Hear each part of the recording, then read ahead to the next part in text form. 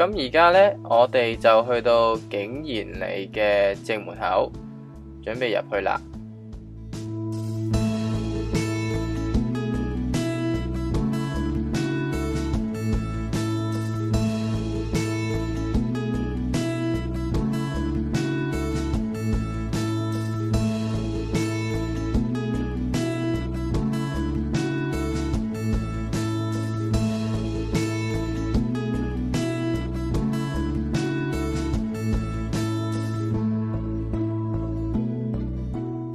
咁而家我哋右手面呢，望落去下一層呢，就會見到佢哋個泳池嘅。咁佢泳池有兩邊樓梯啦，咁上面有個跳板啦，咁就而家冇用噶啦。完泳池之後呢，我哋就繼續我哋嘅旅程。好，咁當我哋呢直望呢入去個正門口嘅位嘅時候呢，入到去篤篤呢，就會見到一個大海景嘅。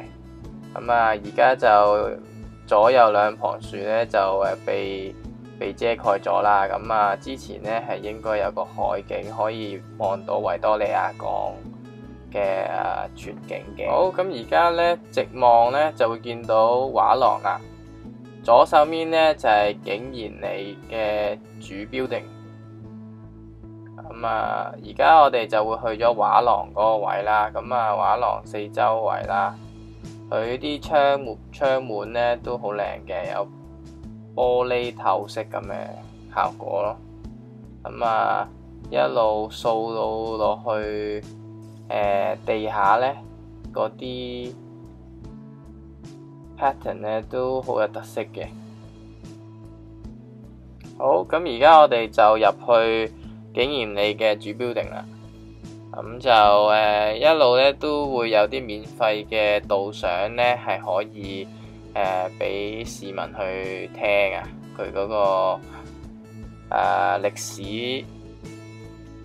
好，咁而家呢，我哋就去到景賢里嘅主building嘅大廳啦。咁你都見到嗰個天花板呢都好靚，好金碧輝煌嘅。其實金邊嗰啲位呢，全部係用金漆去手繪上去嘅，所以都好精細嘅。好，咁呢度就係四周圍嘅環境啦。咁呢度呢就有幾張 sofa， 跟住台呢可以招呼賓客嘅。咁轉去另一面呢，就係另外一個宴會嘅飯廳啦。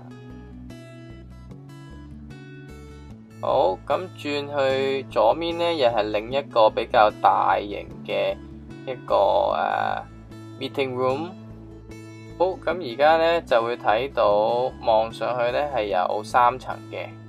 咁上2樓嗰層呢就係一個露台㗎。好，咁而家呢度呢就係另一個大廳。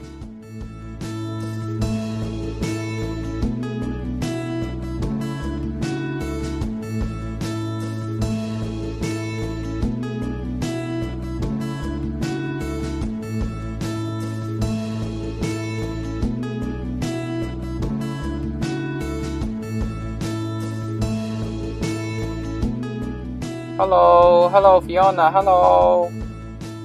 好，一樓睇完晒啦，咁我好快呢就上到去2樓嗰個露台嗰個位啦，急不及待咁樣上咗去啦。望到周圍呢好多人啦，跟住呢依度呢就係2樓露台嗰個位呢，有好靚嘅天花板啦。呢度呢就係望翻1樓啦，跟住呢你一路掃上天，其實有個藍天白雲嘅。上面頂層就上唔到去啦，好失望啦。不過我哋都可以望下嘅喺呢度。好，咁我一睇完嗰個露台之後呢，就即刻9秒咁衝咗去後面呢底層嗰度望下啦。咁呢度其實係擺啲家禽寵物嘅位置嚟嘅，好多籠咁樣噶咯喺後面。出返去之後呢，就會見到呢度好多樹嘅。咁佢樹底下面呢，就有個走廊啦，有啲草地咁樣啦，都好靚嘅，咁好多人喺度影下相啊咁樣咯。跟住呢度呢，就係出口啦，